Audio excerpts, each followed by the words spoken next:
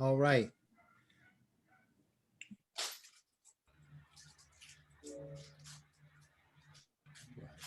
Riddick, we good? Yes, sir. Good evening, brothers and guests all across the state of Georgia and beyond. My name is Brother Will Simmons, and I am the Political Action Chair for Alpha Phi Alpha Fraternity Incorporated for the Georgia District. And it is our great pleasure to have you join us tonight for what we know will be an exciting panel. Since 2008, Alpha Phi Alpha Fraternity Incorporated through the Georgia District has put on Alpha Day at the Capitol. This year marks our 14th anniversary, where we carry forth a legislative agenda and advocate for our communities throughout the state of Georgia. Earlier this evening, we had an awesome panel with our college brothers and the youth across the state, and it was wonderfully well and very, very much informative. Our theme this year is advocacy in action. The echo resounds in all communities. It is now my great pleasure to introduce our 14th District Director for the state of Georgia, Alpha Phi Alpha Fraternity Incorporated, Brother Sherman M. Lofton Jr., who will also introduce our dignitaries joining us here this evening. Brother Lofton. Good evening. Thank you, Brother Simmons.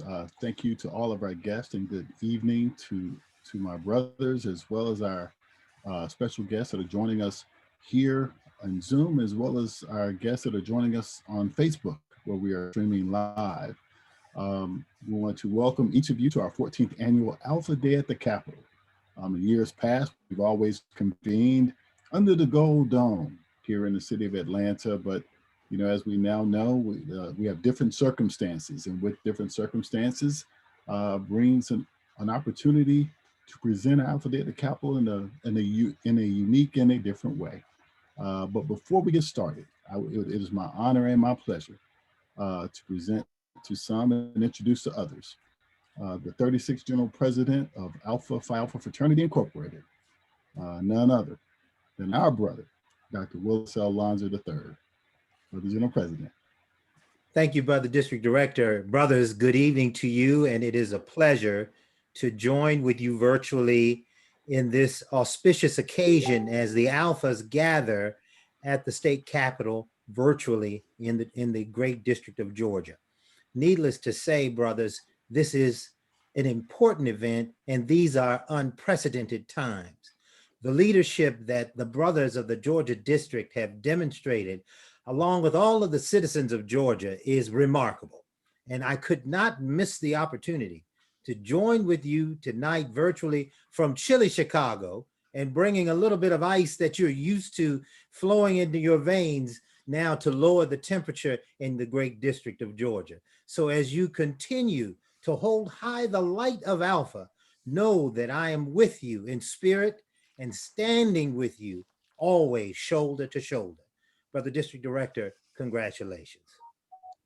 And thank you once again, Brother Lonzer. It's always an honor and a pleasure to be in your midst and to have you in ours. As you know, Georgia's always home, and your daughter's here in school, and we're looking out for her. And again, thank you for bringing those ice cold greetings to these ice cold brothers. Indeed. Thank you so much, Brother Lofton. Yes, sir. Thank you.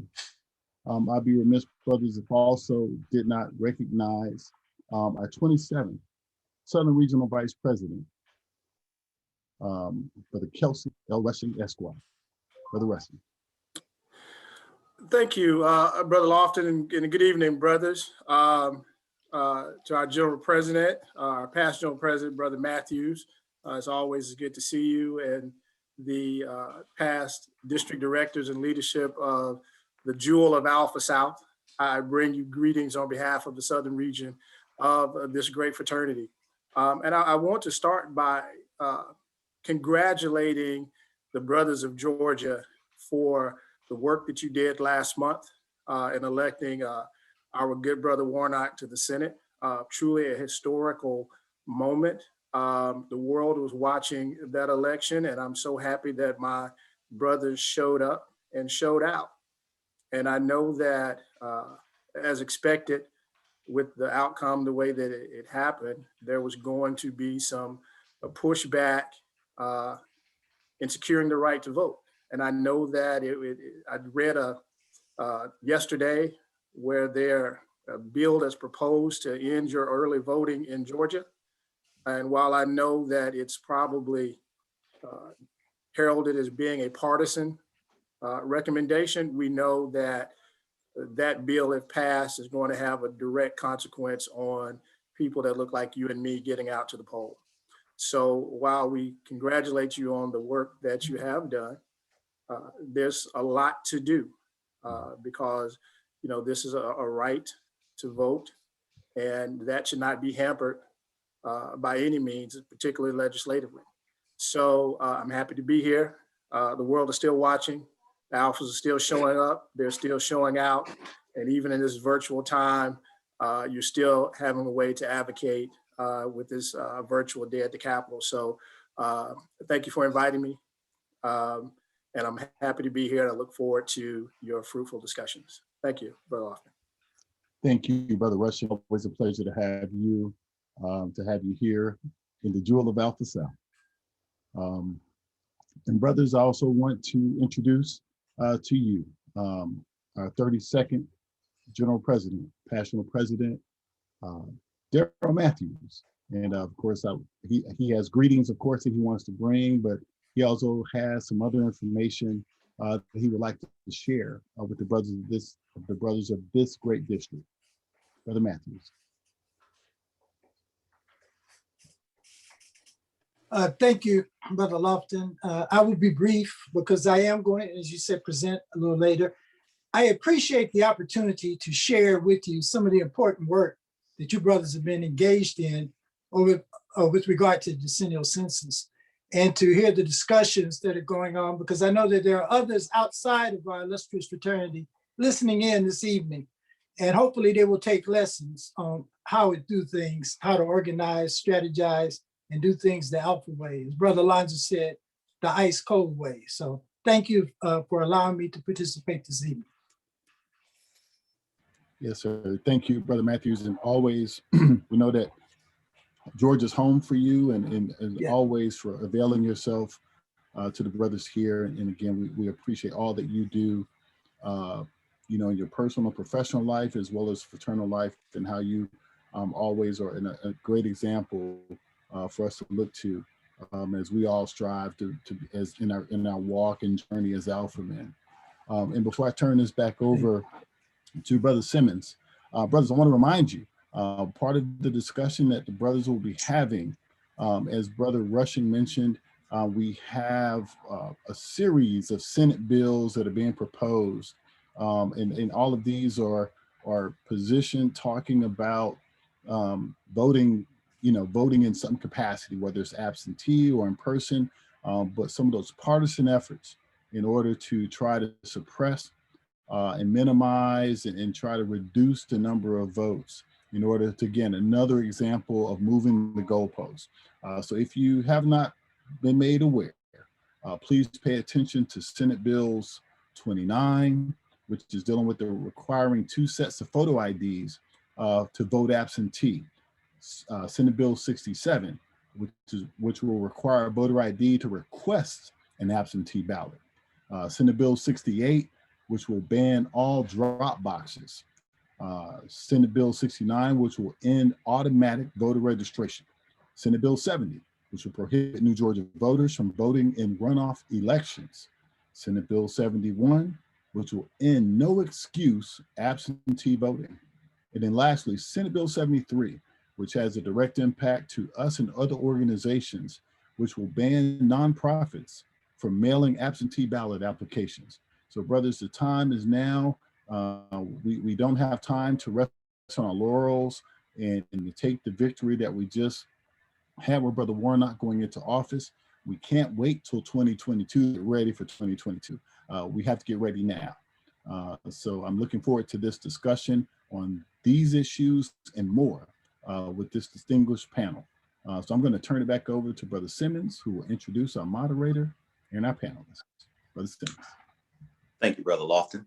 It's now my pleasure to introduce our moderator for this evening. Brother Darrell A. Hicks Sr. is a graduate of Morris Brown College. While at Morris Brown College, he became an Alpha in Iota chapter, fall 1982. He's a life member of Alpha Phi Alpha and a chartering member of the Sigma Omicron Lambda alumni chapter in Fayette County, Georgia. He earned his MBA from Georgia State University in Executive Management. Brother Hicks is the current chair of the Fayette County Board of Election and serves on many other community and civic boards, living out his passion of serving others. He has been married to his wife, Sherelle, for almost 32 years, and they have 3 children.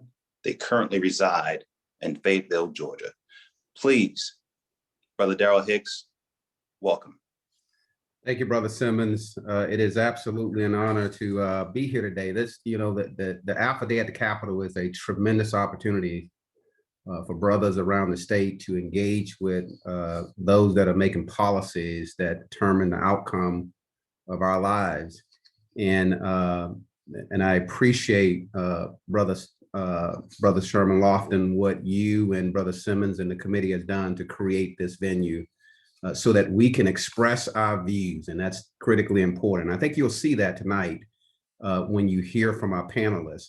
I have the honor of introducing each one of our panelists, and I'll start with our very own state representative, Derek Jackson. He is the state House representative for District 64. He's a 22-year military officer veteran in the U.S. Navy, corporate general manager, adjunct professor, entrepreneur, nonprofit board members, and he served on many, many other boards. Derek holds a bachelor's of science in management and a minor in marketing from Virginia Wesleyan College, as well as a master of science in management from Troy University. This brother is also getting his PhD, currently enrolled at Walden University, studying to receive his PhD in public policy and administration. Derek is a member of Alpha Phi Alpha Fraternity Incorporated, a life member and a chartering member of the newly created alumni chapter here in Fayette County, Georgia, the Sigma Omicron Lambda chapter. Derek was married to his wife for 29 years to the late Michelle McLean Jackson, retired U.S. Navy. And they have been blessed with 3 children, and he has 1 grandson, if you haven't seen him on all of the social feeds that Derek sends out. Welcome, Derek. Next, what I'd like to do is introduce Jasper Watkins III. For those of you that don't know him, Lieutenant Colonel retired Jasper Watkins III is a newly elected commissioner in District 3 of Gwinnett County, Georgia. So he's a part of that wave that went on in this November. He is the first African-American to hold that position, as well as the first pharmacist. He is a principal consultant for Waddy Consultant LLC, a senior account executive for the group purchasing organization, Minnesota Multi-State Contract and Alliances for Pharmacy and Foods, whereby he manages over $700 million in the contract portfolio for 6 Southeastern states.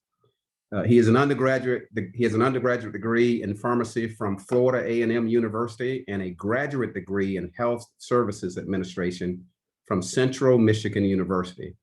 He's a proud member of Alpha Phi Alpha Fraternity and currently a member of Rho Kappa Lambda chapter of Alpha Phi Alpha Fraternity. He resides in Grayson, Georgia, and is a native of Jacksonville, Florida. We look forward to hearing from you very shortly, Lieutenant Colonel. Next person that I want to introduce is Aaron Johnson.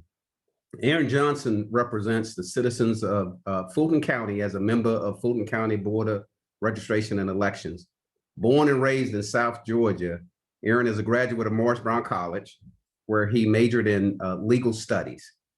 Aaron serves as the district director for the United States Representative Nikema Williams of Georgia District 5, the congressional district there. He worked under former Governor Roy Barnes and former Atlanta Mayor Shirley Franklin. Aaron was the director also for constituent services for Fulton County Commissioner Chairman John Eads. Additionally, Aaron serves as the the deputy executive director of the Democratic Party of Georgia.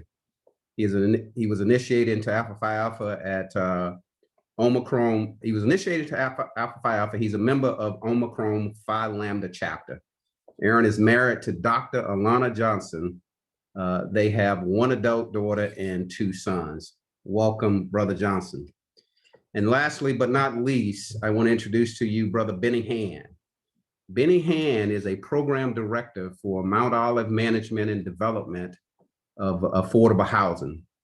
He's a licensed realtor, a Gulf War veteran and for the U.S. Army, and a member of the Georgia National Guard.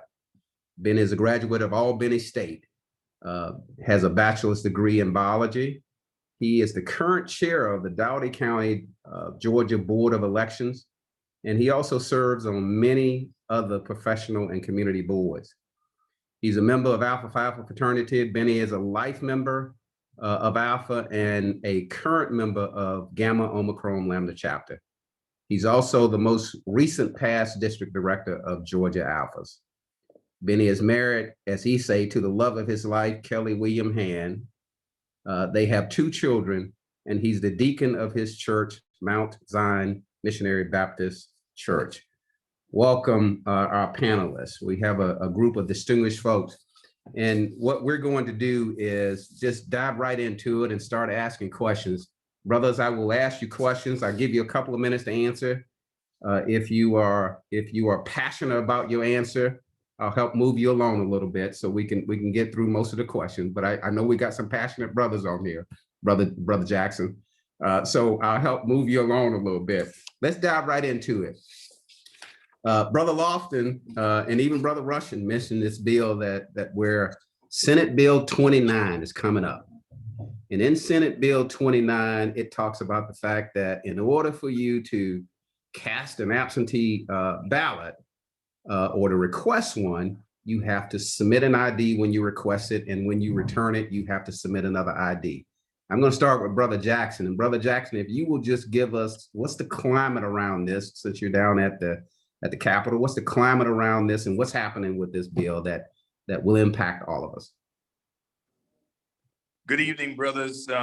Thank you for the question, Brother Hicks. You know, when you think about Senate Bill 29, and as it was already mentioned, this is strictly in retaliation to the results of the last election. And so the last election, we were dealing with a pandemic.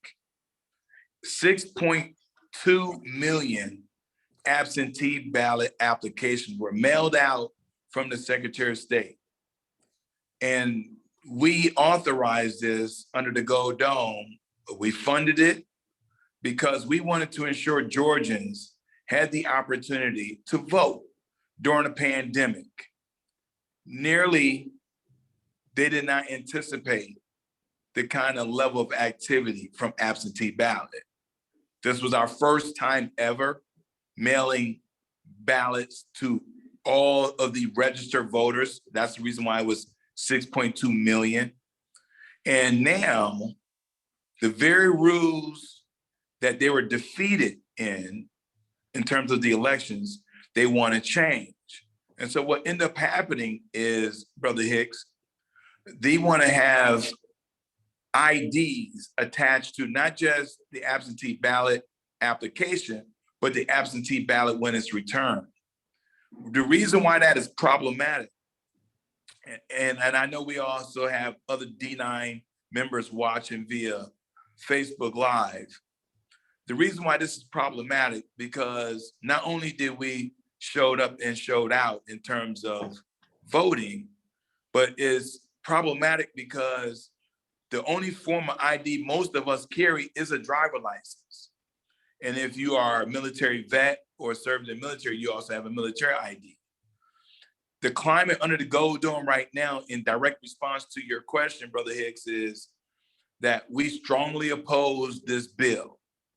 And the reason being is because now you're creating a climate for citizens to be very vulnerable when they take a copy of their photo ID, which has some personal information on it, your driver license, your age, the date of birth, where you live, all this sensitive information, your photo.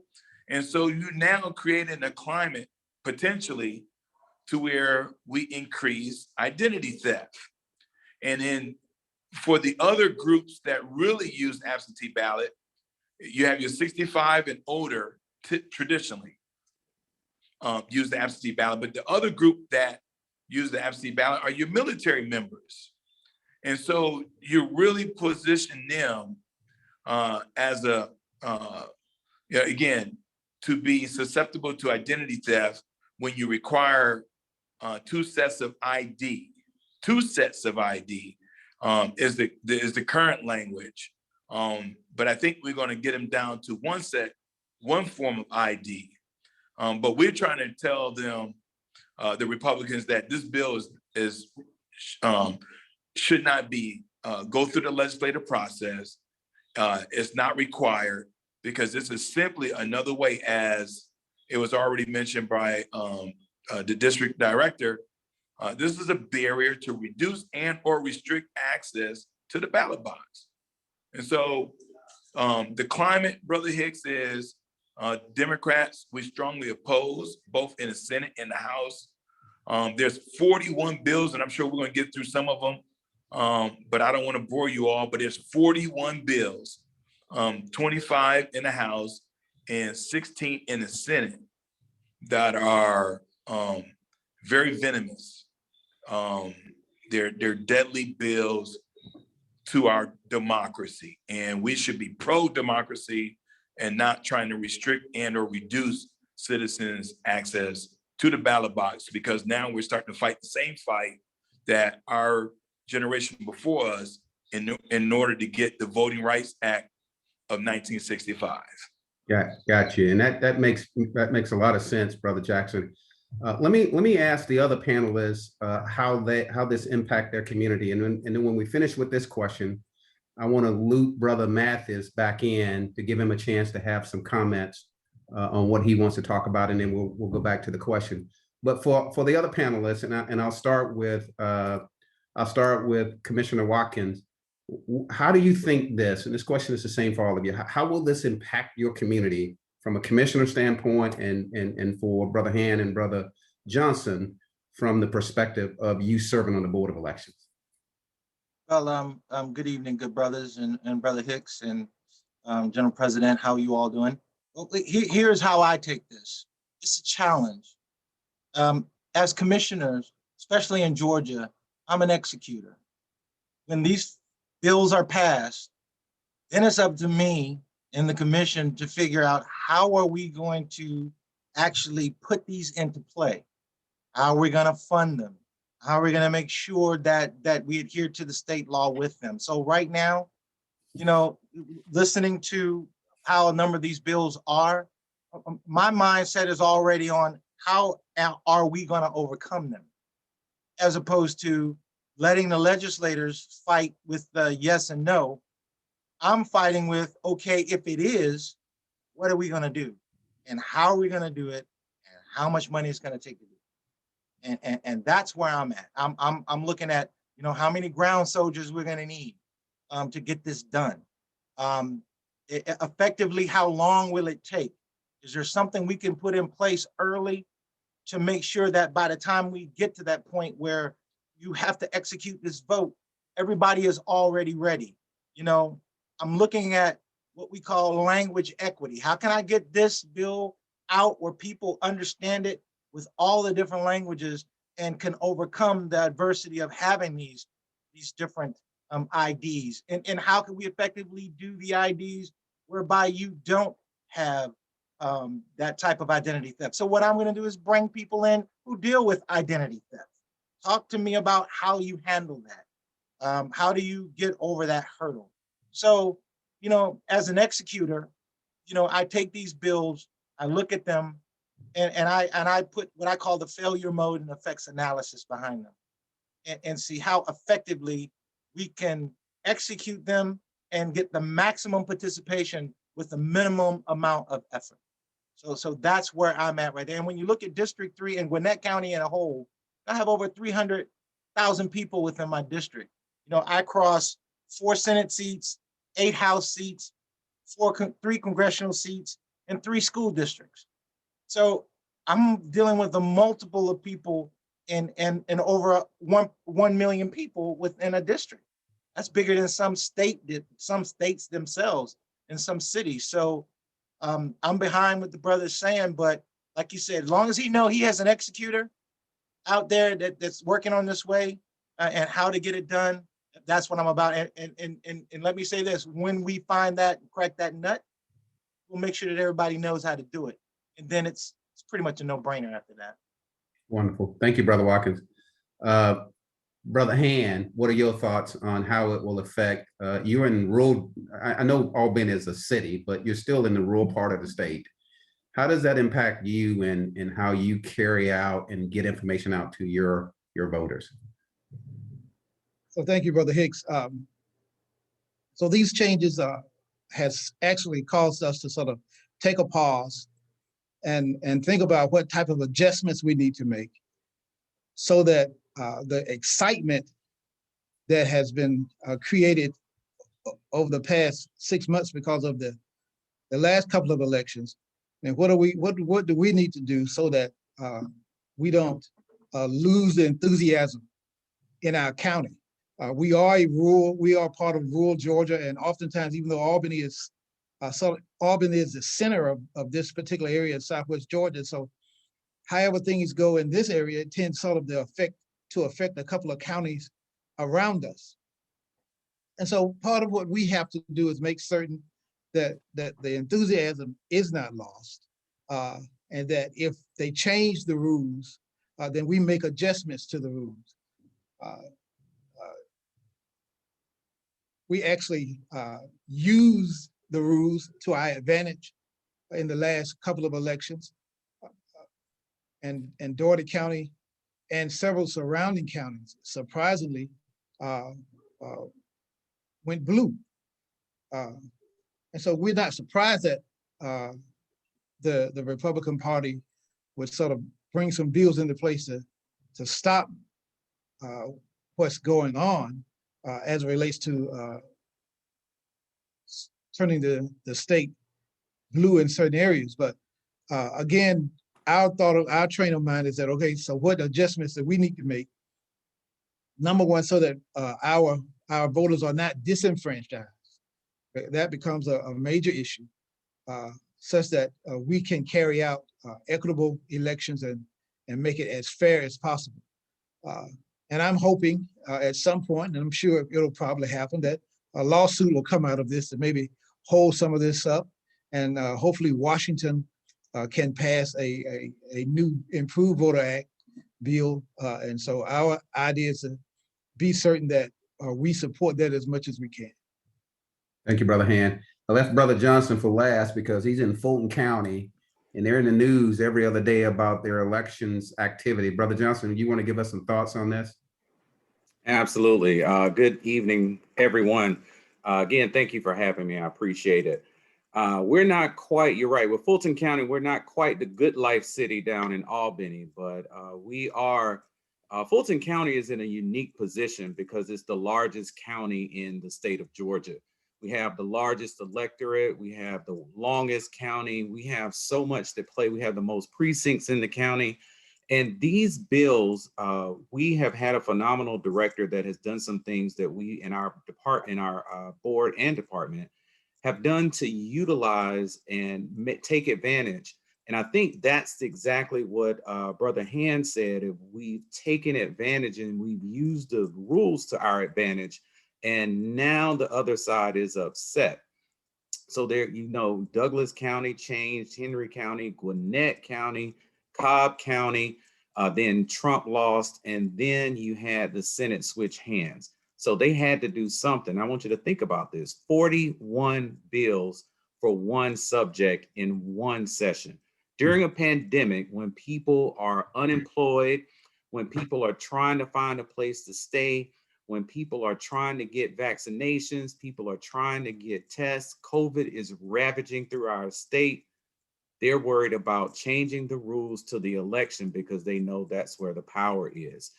We've done some great things in Fulton County. Like, we've taken advantage of one thing they want to take away is your ability to get grant money from outside of the county. A lot of smaller counties weren't able to buy drop boxes, so they got grants to be able to purchase the drop boxes to put them in their counties. We used the money that we got in grants for drop boxes to expand it so that no person in Fulton County had to go more than 3 miles to get to a drop box to put their ballot in. We also got a mobile voting unit. We had 2 mobile voting units. We took some campers and transformed them into voting facilities that could go around the county, and people could use those whenever there was too many people in line or things like that. They're trying to take that away. Another thing that they're trying to take away, a lot of people don't talk about, but voter registration right now in Georgia, when you get your driver's license, you're automatically registered to vote. They're trying to do away with that. They're also trying to do away with no excuse absentee. They know that that's going to be the way that everybody is, or a lot of people are going to vote now. Think about it. The governor of Georgia voted with no excuse absentee. The next election, if they get their way, these bills, he will not be able to vote the way he voted before. And it's all because they're trying to hold on to power. So we have to be very thoughtful and very strategic in what we're doing and do all we can to get everybody out to vote and to do all we can to make sure that we defeat 41 of these 41 bills. Thank you, Brother Johnson. That's very helpful. Each one of you sort of mentioned and hit on this about the need for the other party, the Republican Party, to try to keep power. Our General President, 32nd General President, want to share something with us that I think directly impact our ability to influence legislative laws in the state of Georgia. Brother General President Matthews, you have the floor. Thank you, my other brother, Darrell. Hello, everyone. I am Darrell Matthews, and I'm here today to offer our heartfelt thanks for your hard work in raising census awareness and encouraging households to participate in 2020 census. You all should be very proud of how you helped to shape the future of your community all during the decade. A special thank you message to our Georgia partners from the Atlanta Regional Director, second slide, please, George Grandy Jr. George says the words cannot express our gratitude for the resources you allocated, the events you organized, the speeches you made, the messages you disseminated, the flyers you distributed, the texts that you sent, op-eds that you wrote. He said, George goes on to say that he has worked for the Census Bureau for nearly 40 years. And he's earned his bachelor's degree in business administration from Virginia State University. George knows the struggle. Your contributions have made a difference in the lives of so many Georgians. Those contributions will endure throughout the coming decade. Thanks for choosing to be involved in the nation's largest civilian mobilization, the 2020 census. Next slide, please. The 2020 census was different. It was busy and it was challenging. At a glance, our telephone questionnaire assistance centers received more than 13 million calls and were successful in enumerating 2 million households in 14 languages. The National Processing Center processed over 21 million paper questionnaires, and we hired nearly 500,000 workers to follow up with non-responding households to secure interviews.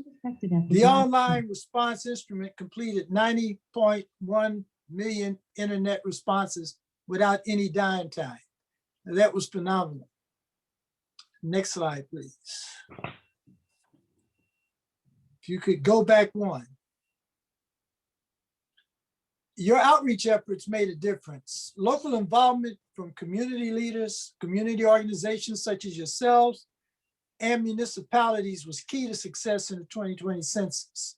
Against all odds, hurricanes, and a pandemic, you helped to educate the community about the importance of working for the Census Bureau in our first time using online instrument for the application process. Your immediate pivot to virtual outreach census activities due to the pandemic was masterful and greatly appreciated.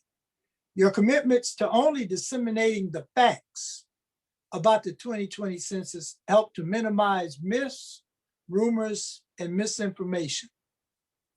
Next slide, please.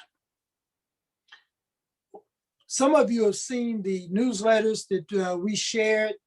Some of them we've shared with our larger partners who in turn distributed them.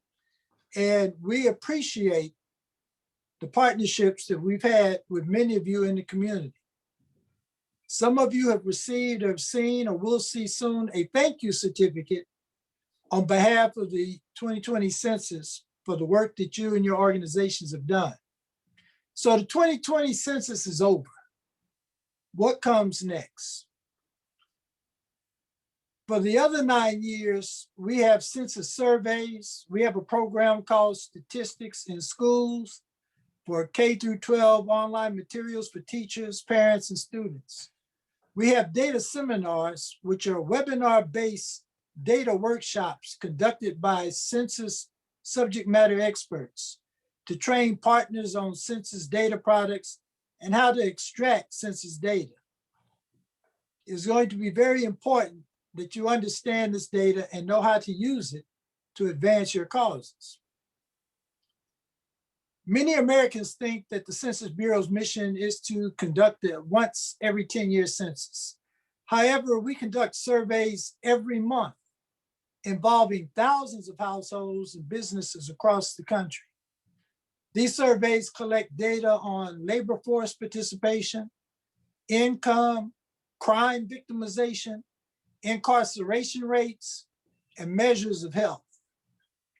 Other federal agencies also contract with the Census Bureau to collect the survey data. Current surveys being conducted, many of you are familiar with the American Community Survey, or ACS, which has eliminated the need for a long form in the 2020 census. This data is published annually, and the best data for market research, grant writing, and emergency preparedness. There's the Consumer Expenditure Survey. It collects information on the buying habits of American consumers. The Census Bureau collects this data for the US Bureau of Labor Statistics. And the Current Population Survey, CPS, collects up-to-date data figures on people who have jobs, those who want jobs, those who are not in the market for jobs. This survey is conducted for the US Department of Labor. Current surveys being conducted are the National Crime Victimization Survey. This survey is used to assess the impact of crime on society. It is the primary source of information on criminal victimization. The survey is conducted for the Bureau of Justice Statistics, which is part of the US Department of Justice. The National Health Interview Survey, the principal source on the health of the civilian non-institutionalized US population, conducted for the National Center for Health Statistics, which is part of the Centers for Disease Control and Prevention, or the CDC. Surveys of income and program participation, or SIP, collects information, income received from a variety of sources, and on other data related to government program participation and eligibility. The next program is our Statistics in Schools. Statistics in Schools brings to life using real-world Census Bureau statistics to create materials for use year after year for K through 12 students. Many of you are educators and know that the resources and activities in social studies, math, English, geography, sociology, and more. These are teacher designed instruments teachers help create, and they review each activity to make sure it's valuable and engaging. They're easy to use materials. They are free, they're easily customized, and supportive of existing lesson plans, and they're valuable. Statistics in Schools enhances learning, boosts statistical literacy, and prepares students for a data-driven world. If you are interested in becoming a Statistics in Schools ambassador, please type your name and your email in the chat box, and we will make sure that you are contacted and introduced to Statistics in Schools program. What's next? Data summits. There are a series of web-based data workshops to assist partners understand and access the vast amounts of census data. These data summits are open to the public. However, partners can request the summit for their network exclusively. Georgia District of Alpha Phi Alpha is one of those partners that we would be very happy to put on this summit at your request and at a date convenient to you. Now, attendance may be limited for some of these, but interested partners should put their contact information in the chat room, and we will contact you with details. Also, again, consider dates that are convenient for you. These data summits will be conducted by census subject matter experts and will cover census data from the American Community Survey, demographic data right down to the zip code and census tract level in your neighborhoods, grant writers and nonprofit resources. It will cover economic census, the Census Business Builder data tool, and creating a business plan and county business patterns. And then we will discuss the decennial census and population estimates and much, much more. Again, if you are interested in the data summit, please enter your name and email in the chat box indicating your interest in the data summits, and we will contact you. Last but not least, there was no census success without you and your hard work and your network. We cannot say it enough. Brothers, I appreciate you. I thank you, and I thank you. And we look forward to seeing you at our data summits. And this concludes my brief presentation. Brother Hicks, thank you. I return the floor to you. Thank you, Brother Matthews, and I appreciate it. And brothers, as you can see, and our guests, as you can see, this census information is really critical. There are opportunities to learn how to participate in that process, but it is really critical. And Brother Jackson will agree to this in terms of how we elect people in our state. The census is an important factor to that. And with that, Brother Jackson, will you just give us like a 1-minute summary on the impact of the census as it relates to the legislative process? Thank you, Brother Hicks, and thank you to good Brother Matthews for that presentation. And the census data is so important that we use it for redistricting. We help draw the lines. And so this census data is not only important in drawing our district lines, but it also determines how much money the state will get back from the federal government to fulfill those mandates: public education, infrastructure, healthcare, all those mandate services. And so that's the reason why the engagement in the census is so critical. I know it's a tedious process. We only do it every 10 years. It seems like it's somewhat nebulous, but what we do in 2020, we will have to deal with for the next 10 years in terms of the amount of tax dollars we get back to the state and how we draw our district lines, which we would do later on this fall. Thank you, Brother Jackson. Let's do this, because I know this is probably a subject that everybody out there is interested in. You hear it on the news all the time. You know, the accuracy of the voting process. You know, you heard it at the national level, you heard it at the state level. So for Brother Hand and Brother Johnson, what is your take on this accuracy of the voting process? You are intimately involved in that, and I'll ask Brother Jackson and Brother Watkins as well, but I want to hear your opinions first. So Brother Johnson, what's your take on this? The voting process is fraught with errors and people votes are not being counted. Absolutely. I think you picked me first because, you know, in Fulton County, it was no other county in Georgia that the spotlight was on, as we had a water main break at State Farm Arena. We had a young lady to get followed around. We had a lot of our staff members that were getting death threats, people following them to their houses. They were hiding out, all because of the narrative that was going around that the voting count was inaccurate. People would see little things and they would turn that into, somebody put literally a piece of trash, threw it in a trash can, and the next thing you know, it was on the internet, it went viral on the internet that they were throwing Trump votes away. Now, how did they know it was a Trump vote? I don't know, but it was actually a envelope and a piece of paper, not even a ballot. But we feel very confident about the vote. One of the things that we were concerned about, as you know, we got new voting machines this year. That was another obstacle that we had. But with that voting machine, people were able to go and physically look at that ballot, print that ballot out, look and see who they voted for, and put it through a scanner. There were several people concerned that the scanner had a barcode on it and they felt like it could say anything. But the great thing about it was we were able to go back, and we had to do it 3 times, as you recall. And in Fulton County, we actually got audited and had to do parts of it again. But you had to take the numbers that were on a computer screen and then take the paper and guarantee that they matched. And we didn't do just a spot check. We had to go back, and the whole state had to go back and do a full recount. So I'm very, very confident in our elections process and what we will have, what we are doing. Brother Hand, anything you want to add to that?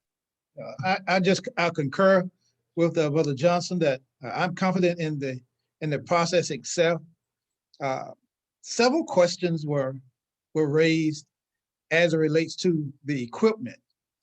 Can the equipment be hacked? Can someone actually double vote based on having an absentee ballot and then showing up on election day? And so within the system, there are foolproof measures that prevent those things that basically we've been accused of. The systems are not Wi-Fi compliant, with the exception of the poll pads, and they're only Wi-Fi compliant on election day. Early voting everything is connected to the state system, to eNet. And so all those things are secure. There's no crossing of information. Even if a person shows up to vote and their name doesn't show up on a list, then they can vote a provisional ballot, and we'll go back and cure those ballots.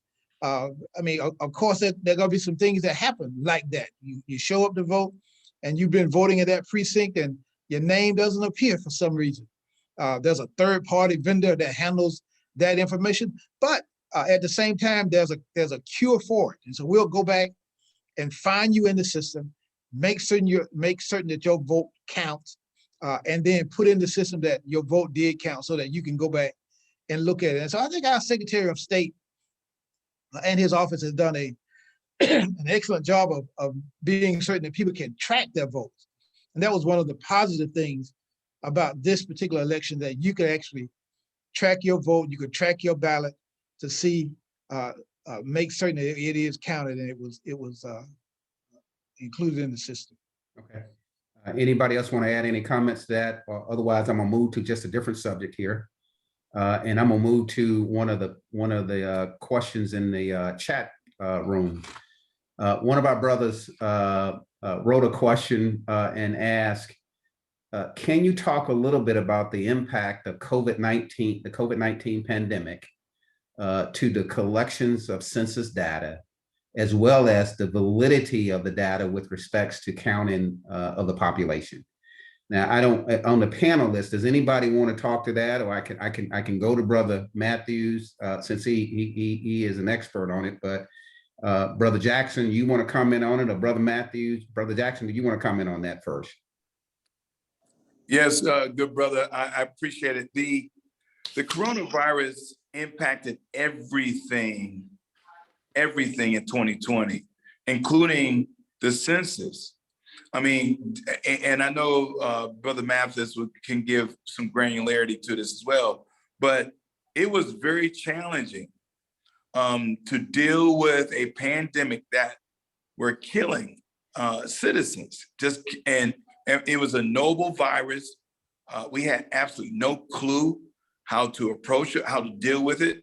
We had a lack of leadership at the federal level and state level in terms of the president and the governor.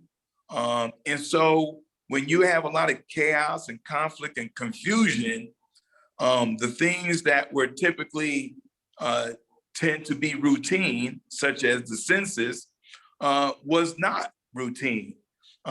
We could not have census navigators to go to door. It also minimized the response to those senior citizens who probably did not have the advanced technologies that were implemented during that pandemic. And so it greatly and negatively impacted the normal process of the census, which is the reason why we had to delay it or push the deadline back several times. And again, there were a lot of politics at play. We're dealing with a lot of the pandemic at the same time, and there was a lot of confusion. And so it certainly delayed and impacted negatively the census, which is the reason why we will get our census back this year later than normal, which is the reason why we'll be redistricting later in the fall of this year, because the data, when you're crunching a lot of data, it has to go through a particular process. And when you have a pandemic at the same time, that created a lot of fear, and rightfully so, because of the number of people it was killing. It significantly impacted the census process. Okay, thank you. For the Hicks, for Yes, the sir. hand, as one of the persons who was on the ground working the census, I signed up to be a numerator because number one, we didn't have enough men in our community, particularly Black men, who were willing to go into the community. And so it did have a very negative effect. I've done work with the census before, but it was very difficult this particular time. Number one, there's already a great deal of distrust in our community when it comes to the census and you gathering that information. And then adding the pandemic on top of it, people not wanting to open doors, people not wanting to even deal with you, period. So it made it a whole lot more difficult than it probably would have been had not we had to deal with this pandemic. That's what I would suspect. Anybody else on the panelists with any comments related to it?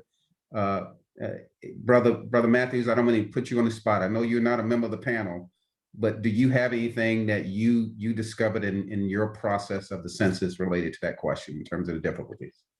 Full disclosure, I am still currently employed by the Department of Commerce on behalf of the census, and any questions that you would have, Gotcha. be put in the chat and I will forward them to PIO for an appropriate and official response.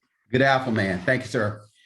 All right, let's move to the another question from the panelists, and I think all of you can weigh in here because it affects your communities differently and at the legislative level. There's a lot of conversation about the seriousness of voter suppression issues.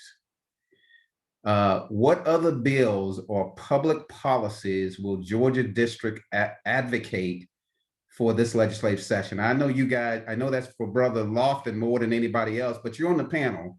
So what should Alpha be doing to advocate as it relates to this suppression of the vote? You talked a little bit about it from the standpoint of Senate Bill 29 and some of the other things you talked about. But drill down just a little bit more on what should be done to help avoid that problem in our state. Brother Jackson, you down at the Capitol. Yes. So Brother Hicks, I would suggest three things to all of our attendees. Three things. First, you can start a phone campaign. This is real easy. Call the governor's office, 404-656-1776. A phone campaign to the governor's office every day until we are out of session, every day. And all you have to do is say, we strongly oppose these bills that are restricting and or reducing citizens' access to the ballot box. It's incredulous for these bills to even be implemented, to be discussed and debate. We're wasting our time. We still got to deal with the coronavirus. We've got to still deal with unemployment claim checks, right? There's other things we can be doing, but while we're doing it, instead, we're dealing with 41 bills. Call the governor's office, 404-656-1776. Number two, Brother Hicks, we can do a email campaign. And that email campaign go to all 180 House of Representatives and all 56 senators, all of them. That's 236 people. And the email should be very, very clear. We strongly oppose the election bills that, and we can go just like the list that the good brother district directors, Senate Bill 29, Senate Bill 67, Senate Bill 68, list, and just say 41. We oppose all 41 bills because they do not promote the access to the ballot box. They do quite the opposite. So an email campaign is number two. And then number three, let's just get to the grassroots of this.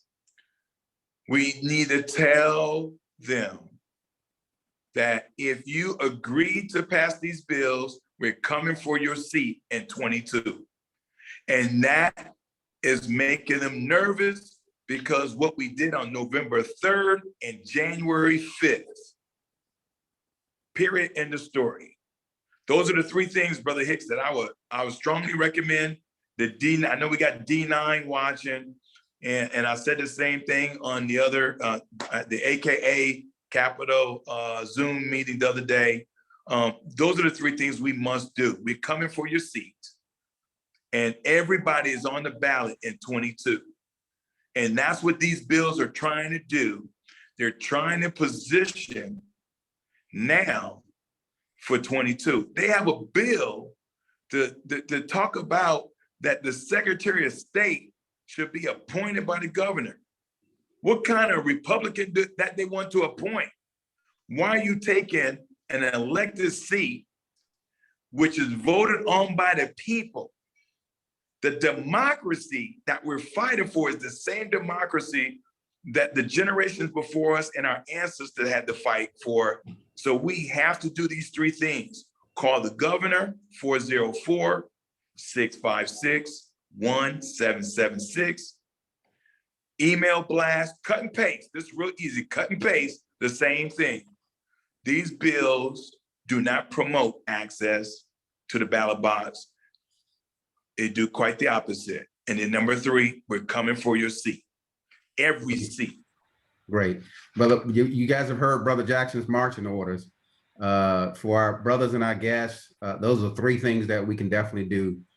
Brother Johnson, I know you work for the Congresswoman. I didn't know if you wanted to add anything to it.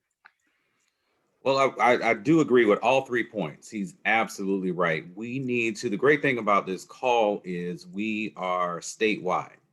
Right here in Fulton County, I think we're fine. Most of our legislators are going to vote against these bills, but you have to reach out to your legislators to let them know that you do not support this bill. all too often we sit back and say, or they're Republican, or they're going to do what they want to do. They're not paying me any attention. They're not going to listen to me. Trust me, they listen to you. They listen to the people that call them. Now, they may not do what you want every single solitary time, but I guarantee you, if you get enough of them, you would absolutely be able to find out and get them to move in a way that is beyond, because these bills are simply ridiculous. They're all reactionary bills. They're not trying to help anything. But since you mentioned, Darryl, about me working for the Congresswoman is working on what's now being called the John Lewis Voting Rights Bill. So if you recall, a few years ago, we had a voting rights bill that anytime any legislators in certain states were going to make any major changes or any changes to elections, actually, they would have to reach out, and it had to get federal clearance first to make sure that it's not voter suppression. Well, during an administration, there's a little while ago with the Republican-led Congress, they changed that to remove that part of the voting rights bill. So right now, our Congresswoman, Nikema Williams, as well as other Congress members from across the country, are working to change the Voting Rights Act so that this very thing will not happen in the future. Wonderful, thank you. Brother Watkins, I would love to hear your perspective, and that's actually coming from the chat room on this issue. I know it's a state federal thing, but would love to hear your perspective on it as well. Well, again, I take a different approach as opposed to being reactive. I take the approach of being proactive. The example of suppression is the act of keeping something from happening. So basically, to keep you from flying through your windshield, they had seatbelts. To keep you from your medication to understanding how you take them, they give you the examples of what time you're supposed to take them, and they give you about the side effects.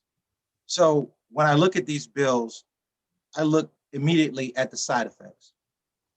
And then I think of, how do we become proactive? How do we address these proactively within the community? Because again, when you're down on the ground, when you're with the people, you have to get the information out to them. You have to explain to them pretty much why they need to do something. And the only way you can do that is to be proactive and start early. So if they say you need, I'm just going to say, you need an extra ID, then come up with a way where you can get everybody with an ID that they need. If they say you can't have a drop box, then you be proactive and you find ways in which the community can together take the ballots to where they need to go. So I think sometimes we become so reactive, so we don't realize that you can become proactive and do better. I mean, it's just like playing football. You can't be reactive all the time. Sometimes you have to have a plan. You know, sometimes you have to have a play. You know the team is going to run on you. You know they're going to throw on you. But if you don't have a plan to stop it, if you don't have a plan against it, then you're subjective to what's going to happen. And then you complain afterwards, they were just better than me. They had a better quarterback. They could do everything better. No, you become proactive. We start now as alpha men thinking of ways that we could stop suppression. And then we put them into play. That way we're now proactive. And whatever they do, whatever is done, we could address it. We're ready. Our communities are ready. And that's how I feel about it. Thank you, Brother Watkins. I want to stay with you, and then I'll if anybody else want to answer this question as well, because I'm sure Brother Jackson may have an opinion on it. I know you're newly elected and you're a new commissioner, but you're in charge of a jail that consumes a lot of your budget in that county. What are your thoughts on criminal justice reform as it relates to how you deal with it in Gwinnett County? Let me tell you, we in Gwinnett County just elected an excellent DA. We have now a great sheriff. And all of our we have some great judges. And I think it's time for us to let them do their job. They were elected because they're the best at what they do. They have the credentials, they have the knowledge, and they have the passion. And I say what we do is we give them the opportunity to do their job. And then what I would do is support them in any way possible to make sure they have the tools necessary to do a great job. Okay, thank you very much. Brother Jackson, you know that the state has actually, I've even heard you say before that the state has done a fairly good job recently with criminal justice reform. Can you talk to that a little bit, or did I misunderstand that? Yeah, so for what has been done thus far, but part of to keep the remarks in context, we have a ways to go. And one of the things that I recently mentioned is that if we're going to have true criminal justice reform, then we need to repeal the citizens' arrest. We need to repeal stand your ground laws. We need to repeal no-knock warrants. Now, why am I tying all three of those together? It's because if you think about the history of the citizens' arrest, that was back in 1863, where a sheriff had the ability to deputize a citizen to go and retrieve slaves, runaway slaves. Fast forward today, you have citizens who are trying to use that same type of law that's on the books. Instead, they end up killing Ahmaud Arbery, a young man simply jogging in the neighborhood, broad daylight. Someone took it upon themselves because he looked suspicious and they killed him. And so we cannot simply reform a little tweak here and a little tweak there, because that won't change the climate. Our citizens in Georgia are simply, if you look at all the marches that were done in 2020, it was simply saying enough is enough. We can't simply say our young men and young women are at the wrong place or hanging around with the wrong people when they end up like Ahmaud Arbery or Breonna Taylor or Miss Johnson, a 92-year-old lady where the police went to the wrong house, no knock warrant. She pulls her pistol out, scared to death, and they killed her, only to learn they went to the wrong house. And so that's the reason why these three bills, citizens arrest, stand your ground, and no knock warrants, they all not be reformed, they need to be repealed. Thank you, Brother Jackson. That is very helpful. So in commitment to our guests and our brothers who are on the call, we committed we will end around 8:30. I want to give you all a chance, 1 minute, to sort of give your kind of summary on what you want to leave the brothers and our guests with, each one of you. And since I started with Brother Jackson at the beginning and Brother Johnson at the end, Brother Johnson, I'm going to give you a chance to give your final thoughts. Well, first of all, I want to thank the committee, the Political Action Committee, for putting this together, and all the brothers for joining us. And of course, our district director, our general president, and our past general president, Brother Matthews. We all fall around as often as we can. Always good to be with him. I think the thing that we need to make sure is that we continue to fight. I know that it sounds redundant and it sounds as though we can never let it go, but we always have to. Brother Watkins mentioned earlier not being reactionary. We can't be reactionary. I think not being reactionary is what got us to where we were last year. Look at all the gains that we made. But the problem is they continue to try to move the goalpost every time we make some gains. If you think about it, the rules that they are trying to change right now are the exact rules that they created in hopes that it would hurt us years ago. Automatic voter registration, that's a Republican-led piece of legislation. No excuse absentee voting, That is something that was created by Republicans. But yet, when we started using it and we took advantage of those options, now all of a sudden something is wrong with it. So what we have to do is make sure that we continue to use the rules. Number one, fight to make sure we keep the rules that we have and continue to build upon whatever gains, whatever things that we're able to do, just build upon it, and keep working with each other to do all that we can to make sure that our political power is known. Thank you, Brother Johnson. Brother Hand. All right, thank you, Brother Hicks. First of all, let me thank the committee for allowing me to share this evening, and to the brothers, Brother Lofton, Brother Simmons. It's good to see General President Matthews, Lanza, and our Southern Region Vice President, Brother Russian. A couple of points I would like to make is that let's not forget that the gains that we made this go around, that we didn't do it as individual groups. We actually did it as collectives, and talk about the importance of being certain that we partner with groups like Fair Count. We partner with Black Vote Matters. We partner with those groups and organizations who can bring resources to the table.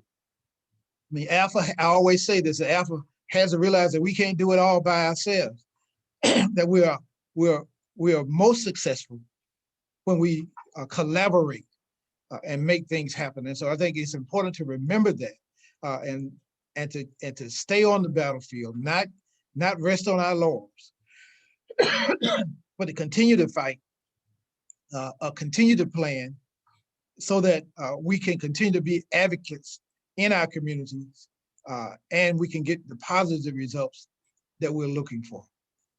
Thank you. Thank you, Brother Hand. Brother Watkins. First of all, I would like to thank the panel for inviting me on. And like you said, I'm new to this, but I'm not new to pandemics and epidemics and how to address them, because I did it in the military. And what I'm saying is, brothers listening and our extinguished brothers on the panel, please go and get the COVID immunization. Stop waiting. I mean, it's necessary that we do this. I had mine because I'm a part of the Medical Reserve Corps here in Gwinnett County. So I was at the opening of the COVID center in Gwinnett Place Mall, at the old Sears building. Was not enough of us that I saw 2 days, and we did over 2,000 people coming in to get the immunization. That's a problem. And I addressed it by saying this: everybody doesn't have an internet, and most of us don't have Wi-Fi in our areas. So why are we not doing registration on the phone? You do your refills on the phone. You can pay your bill for your water bill on the phone. Our folks that are out there that have been isolated for a year, they don't have access to the computer. So Alpha has to find a way. We have to find a way to get to our people. I'm looking for an after action plan from Alpha that says, here you go, soldiers. This is what you need, and this is how we need to address it. This is how we need to address the communities. We have to be immunized, we have to be registered, and we have to be informed. Those are my 3 big things that I'm pushing for here. We have to, it's imperative. We cannot sit by and let someone else tell us how many of us are not being immunized, are not registered, are not doing anything. We have done that for too long. At some point, we have to, quote unquote, pull up our own bootstraps and get out there and take care of us, along with everyone else. So that's my plea, that's my cry to my good brothers out there. Let's get those after action plans, let's dust them off, and let's do the right thing. Thank you, Brother Watkins. Well said. Brother Jackson, I'll let you close it out. Again, I too would like to say thank you for the Political Action Committee for inviting me. Thank you to our good brothers, General President Lanza and our past General President Matthews for attending. Thank you for the leadership of our Georgia District Director as well. Let me just say this, brothers, and again, I know we have some of our other fraternities and sororities attending this event as well via Facebook Live. I would say this in response to your question, Brother Hicks, and again, thank you for moderating us this evening. Number one, we just need to become super voters. It is very obvious that when we vote, we win. It was very clear in 2008, the level of energy and excitement, enthusiasm. We went to the polls and we witnessed in our lifetime, someone by the name of Barack Hussein Obama to become the president of the United States. And then we went to a lull, Brother Hicks. We went to sleep. We didn't come back out in 2010. And then the Tea Party showed up, shut the brother down. Everything he did after 2010 was an executive order. And then 45 got in and eradicated everything that President Obama did, with the exception of the Affordable Care Act, because that's a law. We have to become a super voter, everyone. We have to. Every time the ballot box is open, which is every year, the ballot box is open. You're going to be voting for your government, either a federal, state, or local level. We need to make sure that when that ballot box is open, we are going to vote. We have to lead by example, because here's the thing, Brother Hicks, 10 years, 20 years, 30 years from now, when our children ask us, what did we do? They're not going to ask about Dr. King.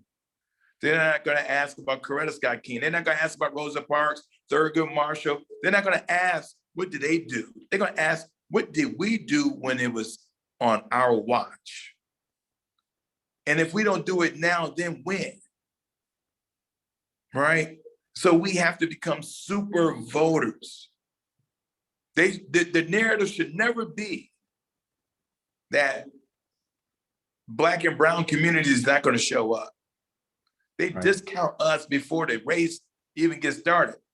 So I hear the good brother Watkins, what he's talking about, us not being reactive and being proactive. And one way to be proactive is to be a super voter. Vote every time the ballot box is open, because the fight, again, that our ancestors fought, the generation before us fought, we're still fighting. We're still fighting. They removed the pre-clearance requirement, as Brother Aaron Johnson talked about, in 2013, not 100 years ago, not 50 years ago. They did that in 2013. 2013, every 20 years, they vote. Congress vote so that we may have access to vote. That's still on the books. And so the John Lewis voting bill will rectify a lot of things, and that will become a law, not an executive order. So we got to be, number one, a super voter. Number two, I agree with Brother Watkins. We have to get the vaccination shot. During my 22 plus years in the Navy, they gave me more shots than I care to have. I went to places that I can't even pronounce. I can't reveal. But these places had some horrible diseases. And in order for my immune defense system to operate in these foreign locations, I had to get a shot, right? Smallpox was a problem at one time, but we had a vaccination, right? Measles, mumps were a problem at one time, but we got to get vaccinated, right?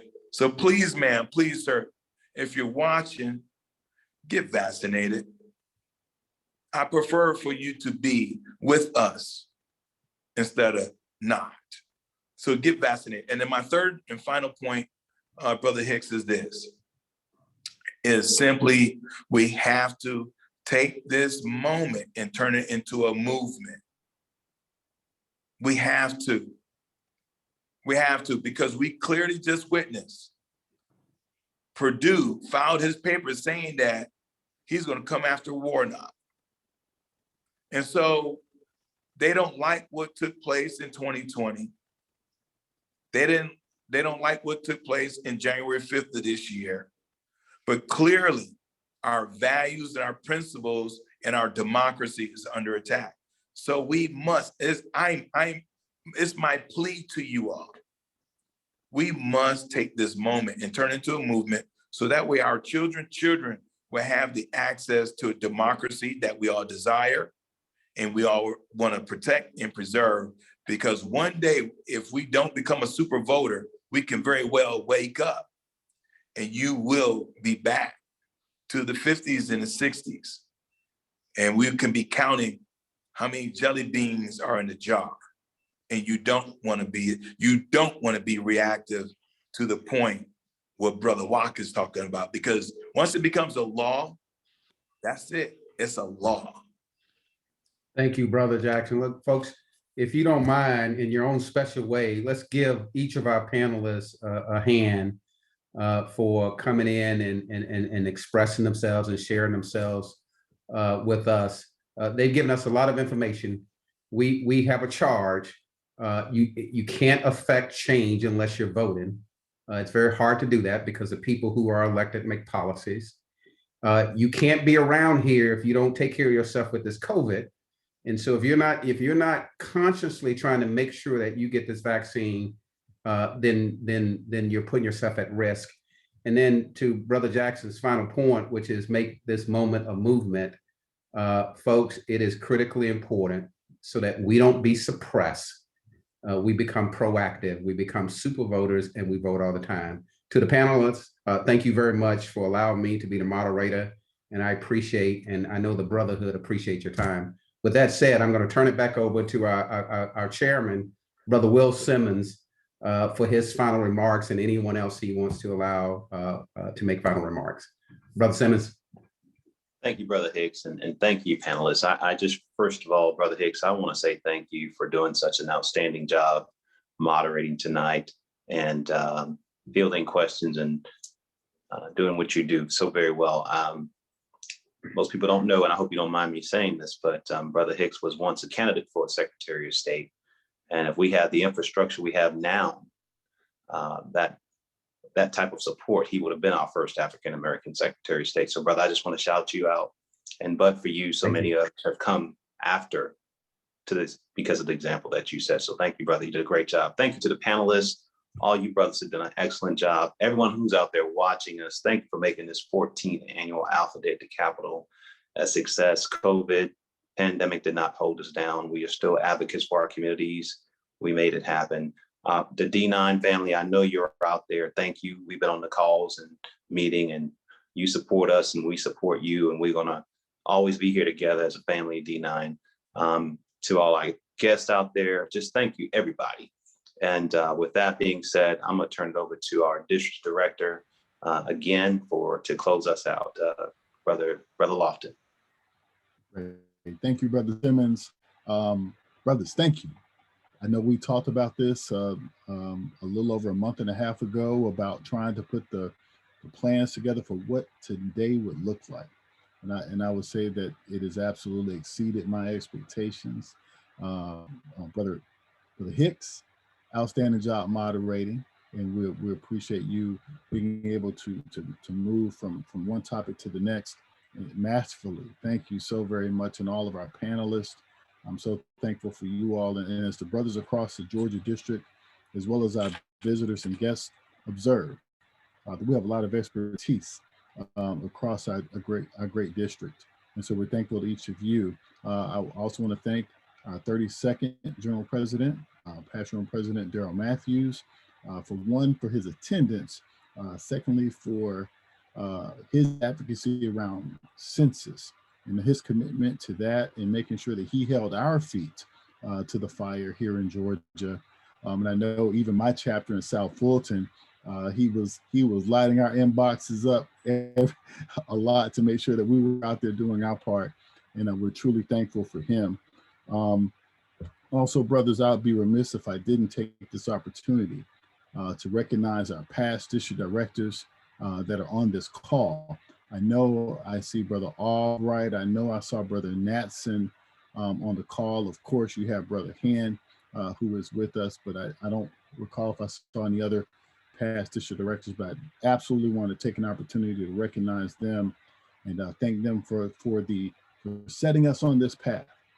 Because it was, again, this is the 14th annual. So the Alpha Day of the Capitol didn't start this year. We're 14 years in. In addition to that, as brothers know, with the Political Action Committee, we lost a giant a few months ago. Brother Willie Green, who was our first district political action chairman, and we lost him, unfortunately.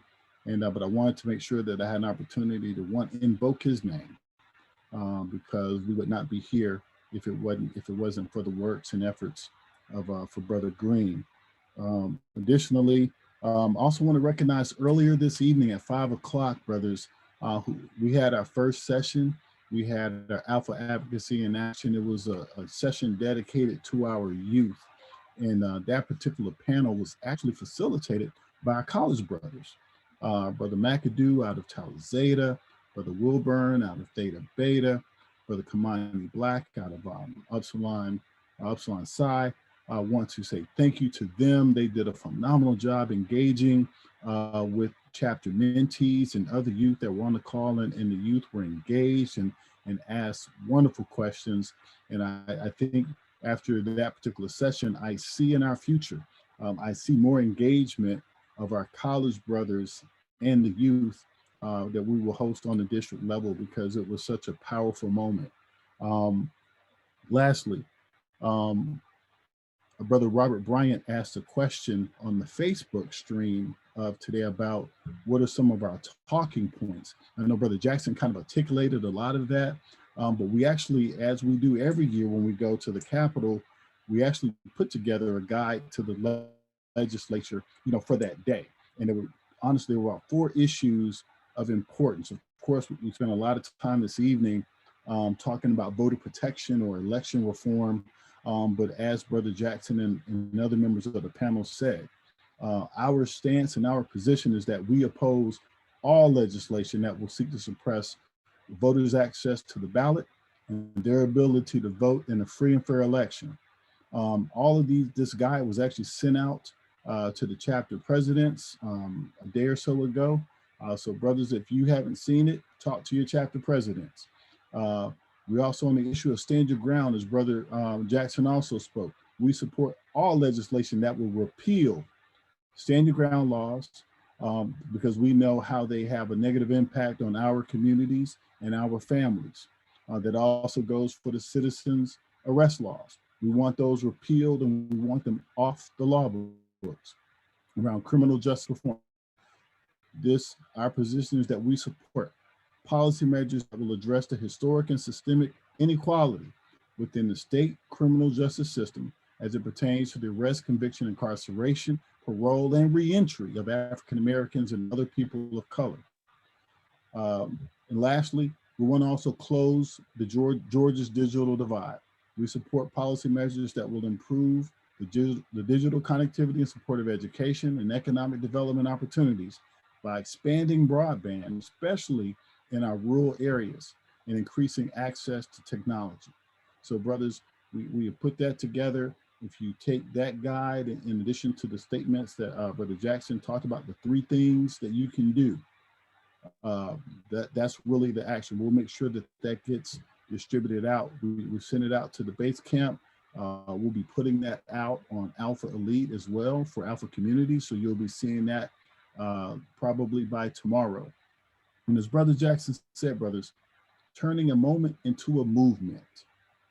What we were able to do between, I would say, late last summer, when chapters and brothers went to sponsor polling locations, working as poll workers, really getting into the communities, voter registration drives, all of that effort, working our Voteless People as a Hopeless People national program, working the polls for the general election, in doing voter engagement and citizen engagement through the cycle for the runoff elections. Brothers, I don't know if you realize it, we accomplished something great. And within Alpha, we were the pilot district for Black Men Vote. So again, talking about turning a moment into a movement. This is not over. This is just the beginning. So let's capitalize on this. Let's continue to do what we can to make sure that every citizen has equal access to be able to vote, and that we will stand tall and stand strong in making sure that we will be a barrier to any effort that will try to restrain or suppress that particular access. And brothers, I want to say thank you to our special guests that joined us on Zoom, or if you joined us on Facebook Live. Thank you for joining this 14th annual Alpha Day at the Capitol. It's not the way we would have liked it, but nevertheless, I feel good about what we presented. I hope that you feel good about what we presented. And again, this is talking about turning a moment into a movement. And with that, brothers, I hope you all have a wonderful evening. I see Brother Watkins, thank you. Wear your mask, Wear get your your hand mask. sanitizers. Wear your Do it. mask. Do Wear it. your mask. Do it. Hand Do it. sanitizer, the double mask. Do it. Get vaccinated. Stay healthy, brothers. Stay warm. Also, with the Brothers Keeper, check on our brothers with these cold temperatures. Make sure that our brothers have what they need, especially with these cold temps. Make sure the houses are staying warm. Make sure they have food and other necessities that they and their families may need. Let's take these opportunities to get back to the basics of Alpha. Let's work these national programs. Okay. So brothers, thank you again. Committee, Brother Simmons and the District Political Action Committee, thank you. Brother Cuffey, thank you so much for all that you've done as well. And lastly, thank you to the District Technology Committee. They're always in the background, but none of this will happen without them. So we're truly thankful to each of you. Hope that you all have a wonderful evening, brothers. And please stay safe and stay healthy.